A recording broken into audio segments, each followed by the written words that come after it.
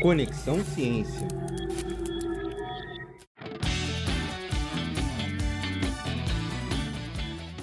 Eduardo Ferreira é um dos autores do Guia da Mastofauna da Mata das Araucárias, junto da Beatriz Oliveira, com quem conversamos no episódio 1. Eduardo é graduado pela Universidade Federal do Paraná e pesquisa sobre a conservação da biodiversidade e divulgação científica. Eduardo, você pode falar um pouco sobre você? Olá, eu sou o Eduardo, eu sou formado em Ciências Biológicas pela UFPR e hoje eu sou professor de Ciências e Biologia do ensino fundamental e do médio da rede pública. Como foi o processo de desenvolver esse projeto? Desenvolver esse projeto foi uma experiência extremamente positiva ali na minha formação. A gente fez um mapeamento dos mamíferos da Mata das Araucárias e daí em seguida a gente fez uma pesquisa bibliográfica para cada um dos grupos que a gente levantou. Nessa pesquisa incluía, então, características gerais, comportamentos e características específicas e também algumas curiosidades. Então, no geral, assim, o projeto ele foi um marco muito importante ali na minha formação.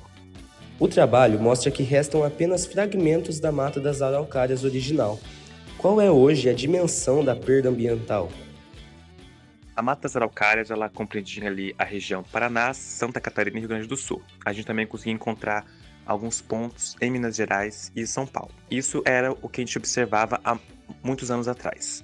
Mas conforme foi acontecendo o desenvolvimento industrial e urbano, né, do país, essa mata ela foi gradativamente sendo perdida, reduzida então a fragmentos que nós observamos hoje. Esses fragmentos, eles totalizam 0,3% da cobertura original dessa mata. Então a gente percebe que foi uma perda muito grande, que a gente, na verdade, quase perdeu toda essa cobertura vegetal. Por isso que hoje a gente encontra apenas pequenos fragmentos em estado de alta vulnerabilidade. Entre as ameaças discutidas no guia, como a caça, desmatamento, atropelamentos e interação com animais domésticos, quais preocupam mais atualmente? As principais ameaças que nós vamos ter hoje em dia é o atropelamento e a caça ilegal. Então, o atropelamento ele é frequente por quê? Porque as matas das araucárias se encontram em fragmentos, e muitos desses fragmentos são interceptados por vias movimentadas. Então, naturalmente, quando o animal precisa se deslocar no seu ambiente por busca de recurso ou por reprodução, ele vai precisar passar por essa via, e muitas vezes acaba morrendo em acidentes de carro e tudo mais. Então, essa é uma primeira preocupação. Nós ali encontramos anualmente cerca de 200 animais mortos por atropelamento aqui na região do Paraná e Santa Catarina. Então é um número alarmante. A segunda ameaça é a caça ilegal. Então a caça ilegal ela é um crime ambiental, mas de difícil fiscalização. Então os caçadores conseguem entrar nos fragmentos de mata e realizam o abate dos animais, principalmente para comercialização.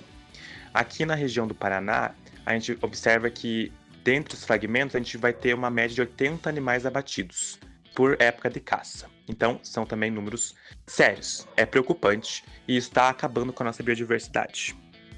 Eduardo, o levantamento de vocês reuniu 119 espécies de mamíferos da Mata das Araucárias. O que essa diversidade revela sobre a importância ecológica desse ecossistema?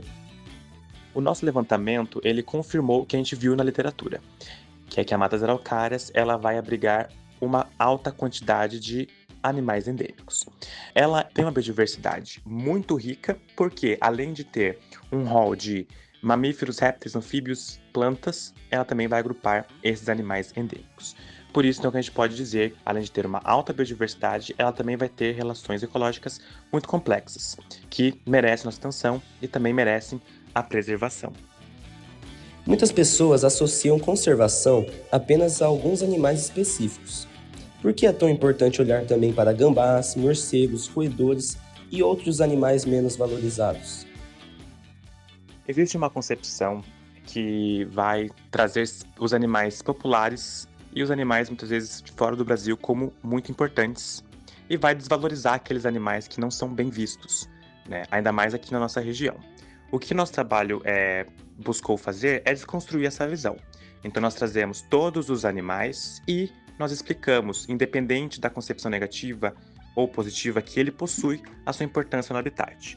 Então, a tentativa aqui foi trazer o olhar para esses animais que existe uma fama negativa, muitas vezes popular, e explicar a sua importância. Um exemplo importante que a gente viu foi os morcegos. Quando a gente trabalhou com os morcegos, ali principalmente com os alunos, todos falavam que eram animais que não tinham uma importância, que atacavam animais, atacavam seres humanos, e nesse momento foi então que a gente trouxe essas informações, comentando então sobre a importância dele, principalmente na polinização. Então, esses são um dos exemplos. A gente fez com todos os animais e tentou então desconstruir esse conceito de que alguns animais são mais importantes que outros, sendo que no ecossistema todos vão desempenhar ali funções críticas, certo? Então, basicamente essa foi a nossa lógica por trás do estudo. O trabalho também faz uma crítica à forma como biodiversidade e educação ambiental aparecem nos currículos escolares. Como você avalia esse cenário hoje? Então, por muito tempo, a educação ambiental ela foi abordada nos livros didáticos e também nas sequências dispostas pela Secretaria de Educação como uma forma de a gente apresentar para os alunos que existem animais ameaçados de extinção, existem animais vulneráveis, existem locais também que necessitam de atenção. O problema é que esse conteúdo ele era apresentado de forma descontextualizada. Então, os animais geralmente não eram da região, então mostravam animais de outros locais, e que muitas vezes não fazia aquela conexão, aquele sentido com o aluno no local. E também as aulas eram centradas em apenas transmitir a informação de que existem animais, mas quais são as consequências disso, a gente não chegava nesse ponto. O que nós observamos hoje em dia? Existe uma mudança na concepção dessa educação ambiental que ela é mais transformadora, ela passa de ser conteudista para transformadora. Como que isso acontece? Então, existe uma tentativa em trabalhar problemáticas ambientais regionais. Então, em cada comunidade escolar vai ter uma problemática ambiental onde todos conseguem se identificar. Trazer essas problemáticas ambientais, trabalhar com os alunos os animais, as plantas daquele local e trazer essas informações, tentando construir conhecimentos que esses alunos possam usar para tomar decisões críticas frente aos problemas ambientais que eles vão percorrer fora da escola.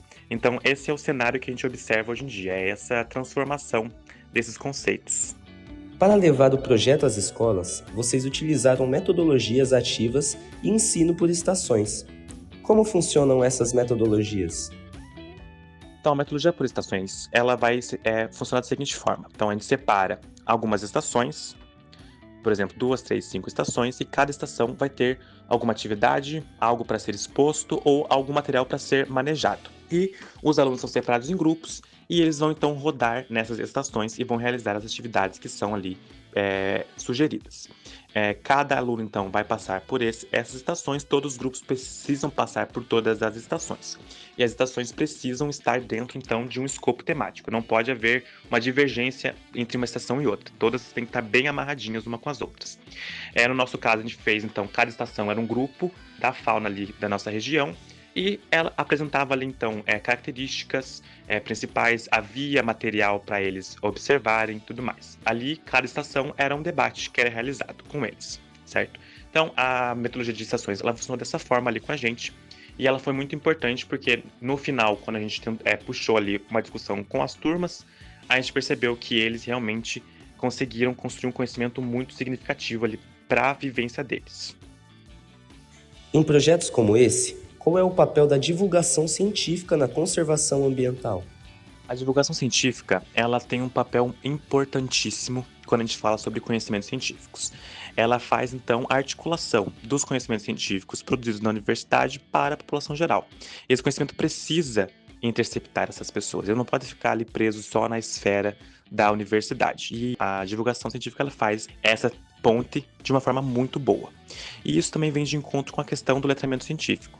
E quando esses conhecimentos que vêm da ciência interceptam essas pessoas, elas incorporam esses conhecimentos e os constroem em várias concepções que vão gerar vários tipos de novas noções para várias problemáticas. Então, no nosso caso aqui, como nós estamos falando da problemática ambiental, seria então que a divulgação científica vai ajudar as pessoas que vivem nessas regiões a terem novas noções sobre a biodiversidade que existe, ter uma noção sobre a complexidade da biodiversidade onde essa pessoa está vivendo. E toda essa construção feita por essa pessoa vai ajudar ela a tomar medidas diferentes conforme, então, as problemáticas do local. Então eu acredito que a divulgação científica ela é importantíssima por democratizar, compartilhar, divulgar esses conhecimentos científicos que muitas vezes só estão presos ali na esfera da universidade. Eduardo, foi muito legal ouvir mais sobre o trabalho desenvolvido por você e pela Beatriz. No próximo episódio, vamos falar com a Maria Torres Martins, orientadora do trabalho e uma das coordenadoras do projeto Olha o Bicho. Nos encontramos lá. Conexão Ciência.